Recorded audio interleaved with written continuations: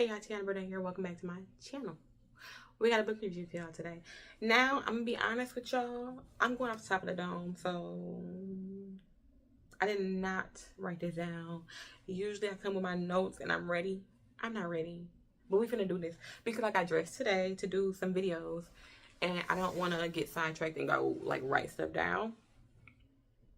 And I'm on a time crunch. So the book we're going to be reviewing, do I need to make space? No, we're fine. The book we're going to be reviewing it's called Losing Control. And it is by Lady Nesha. She is probably one of my faves. I love her books. You can tell she's from the city. She's from Detroit. That's obvious. Like all of her books, or at least most of her books, this book is set in Detroit, Michigan.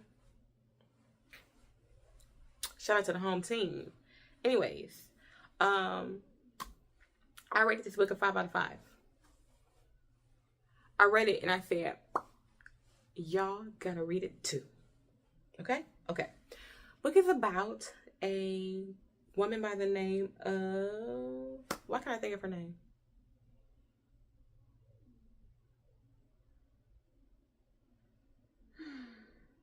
What's her name?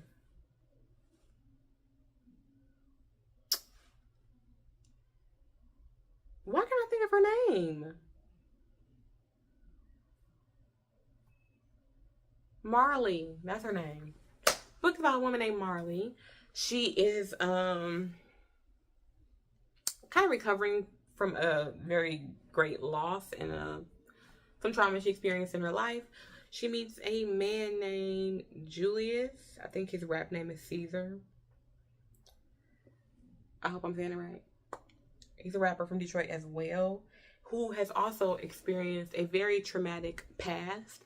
They kind of meet each other and form a friendship through tea, basically. Marley owns a tea company with her sister, and they meet at an event for mental health. And a relationship forms, ups, downs, all those in-betweens. And then this book is kind of their journey into healing, I would say, or like overcoming. Overcoming is a better word. Things that I liked about the book. Number 1. I'm all over the place. I should have wrote this down.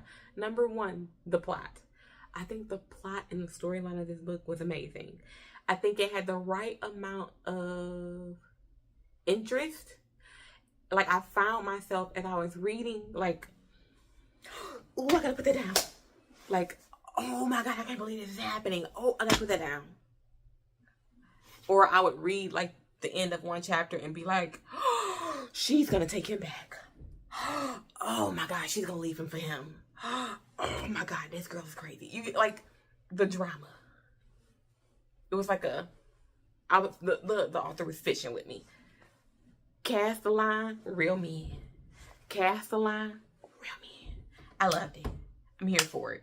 I'm here for it. I'm here for it. I'm here for it. What else do I like about the book?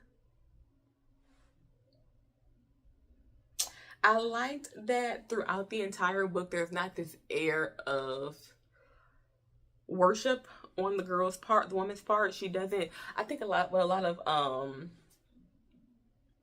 romance novels doing, especially when it comes to Black characters, it's rooted in female gaze to a certain extent, but it's all about what the woman, there's still this underlying through line of what can I do for him? How can I make his life better? Whether that be, like, say for example, if the main male character has a child, and the baby mama is not around or whatever. It's like, they usually still cater to the man. It's not about, okay, well, I'm gonna let you be a father by yourself and then you can come holler at me once you got it under control. Like, it's never that. The girl is helping from the beginning. He's poor. She's giving him stuff from the beginning. Like, you get what I'm saying? Like, there's always still that undercurrent of how can I serve this man? I feel like this book didn't do that. This book was very much so, what can I do for her? How can I please her? What can I do for her to choose me? And I loved it. Loved it. I loved it. I'm here for it. I'm here for it. So I love that. What else did I like? I like that the guy in the book, I didn't say that he's a rapper. And he's supposed to be this successful big time rapper from Detroit. And he even makes a point to say this in the book. I like that the woman didn't give up her dreams for him. Like in the book, her dreams continue to grow.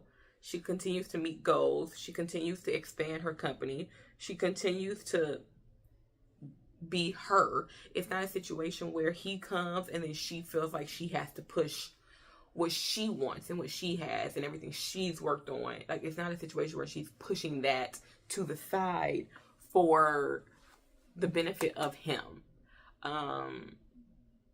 Her and her ex lost a child.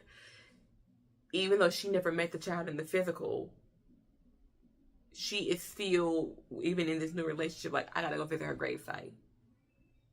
She still has like pictures of her ex-boyfriend, which I'm gonna tell y'all why I'm gonna tell y'all why I think that's important in a second. But she still has like pictures of him. She's still very much her throughout the experience. I don't know how else to word it. In the book, the traumatic thing she suffers leads her to believe that her boyfriend has died. So in the book, even though she's in a new relationship, she's still actively grieving him. Like, all that stuff I feel is very important, because I think a lot of books kind of, whether it's a man or a woman, the emotions and feelings are kind of like cast aside. It's kind of, like, even when the partner is still actively visiting grave sites.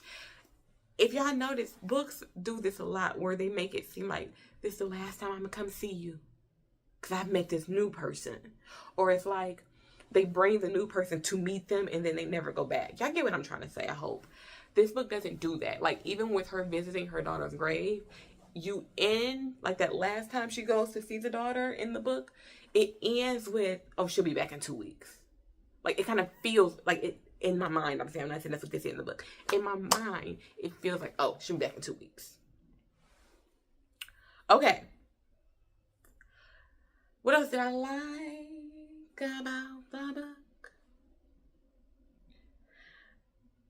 It had me on the edge of my seat. There's a lot of stuff that happened that you didn't think was going to happen. So I do like that. I like the fact that it's not a predictable romance book. It's not a predictable storyline. Once what happens, it's kind of like, oh, I know what's going to happen. But you're supposed to get it by that point, if y'all get what I'm saying. You're supposed to get it by that point anyway, so it wasn't a big deal. So I do like the fact that it was not predictable. Things that I did not like. All right, we can have some spoilers. So if y'all don't want no spoilers, just read the book. But these are the things that I did not like. I did not like the way she went. When she finds out that the ex-boyfriend isn't actually dead and he comes back, and then she leaves her rapper boyfriend that she's currently with. She leaves Caesar. Marley leaves Caesar to go back to her ex-boyfriend, Benny, when she realizes he's alive. Obviously, she regrets the decision, and then she is working hard to get Benny back. To get Caesar back. When she's trying to get him back, she goes to his sold out concert and gets on stage and sings to him. And I'm sorry, I do not like people using public displays to right their wrongs, because I kind of feel like you're trying to guilt trip the person into saying okay, into saying yes, into saying I forgive you, into saying we could be together again. It kind of gave me the vibe of when, like, remember when Offset and Cardi broke up that first time, and she was on stage performing and he rolled out those I love you flowers, or I'm sorry flowers, whatever it said, and she kind of just like looked and stormed off stage. I think it's like cringy like that. Like, in the book, Caesar is having this big moment where he's just sold out Ford Field for the first time, and he's on a high, and he's like, I can't believe I was able to achieve this in my career. And you come out here singing a Monica song to apologize to him? I didn't like it. I did not like how she was so naive and stupid for Benny. Just because he popped back up. Like, she didn't have any real questions. Like, when he first pops up, Caesar sends him away like, no, you lost her. She's mine now. And Caesar turns to Marley and he's like, what is this basically? And she's like, I don't know. The only person who can answer these questions for us, you just sent him away. So now neither one of us can get answers. And she alludes to the fact that she can't be done with him, Benny. So Caesar's like, all right, I'm done with you. She gets back with Benny, I'm sorry. But it's like, she still never asks him any questions. We never get the moment of them having like a deep conversation of what happened. It's like Benny and Marley both just try to kind of pick up where they left off without ever really addressing the fact that he's been gone. Marley does make a comment about how he needs to go see their daughter's grave. But other than that, I mean, in real time, she's not like asking anything. She's not wondering why he's living where he's living. Like, she's not wondering, like, she's not asking any questions. It's like, she kind of was just like, oh, he's back.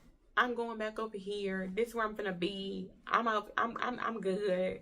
This my man. I don't know why he lived in the trap house, but you know, whatever. He lived in this raggedy house, but he got all these shoes, but it's whatever. Like, it just didn't make sense to me. And then she lives in like this nice, fancy place that Caesar helped her set up. And she's not living in her home to go live in a trap house with Benny.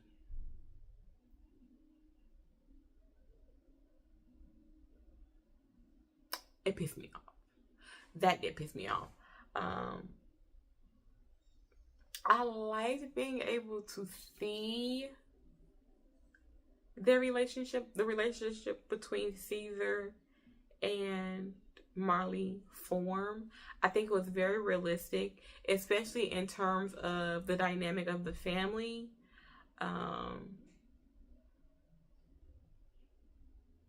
Where it was like she made friends with all of his family. And in the beginning of the book, Marley keeps talking about how close she was with Benny's family. And then when Benny dies, all of them kind of just abandon her.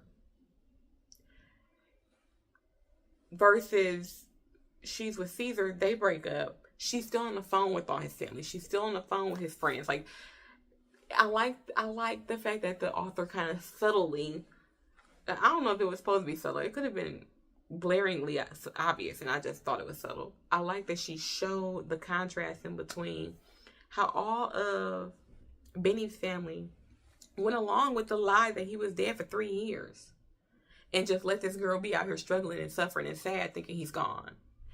And on the other side, Caesar's family, they're still very much like calling her. They're still very much like, are you hanging out with us? They still very much call her, telling her happy holiday. I really enjoyed reading the splits in terms of that. I thought that was very good, very well done, and very like subtle and tasteful in the way it was done. Another thing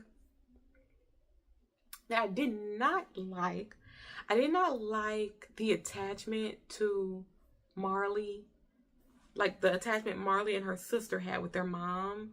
I couldn't understand it because the older sister, whose name is, I can't think of it right now, but she was very courteous and helpful to their mom, which didn't make sense because she knew that her sister didn't have a good relationship with their mom.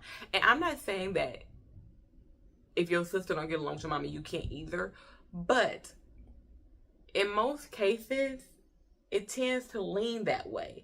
It tends to lean like, if my sister and my mama don't get along, and it's nothing my sister did,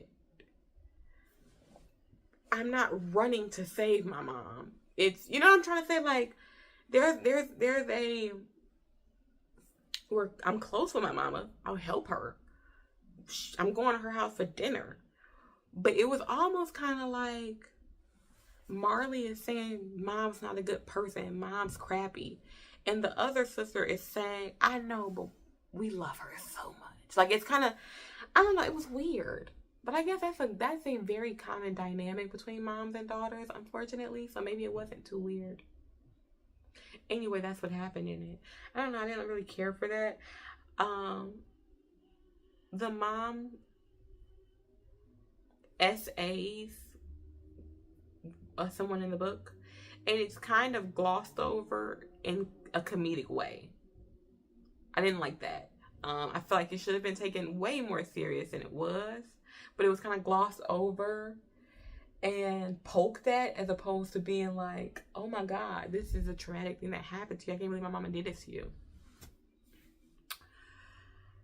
It was kind of just, oh well, moving on. I can't believe that happened, but now you owe me a Birkin bag. Like, it was, I didn't like that. But I do like the fact that the book had a lot of comedic relief, especially because it was surrounded by so much trauma.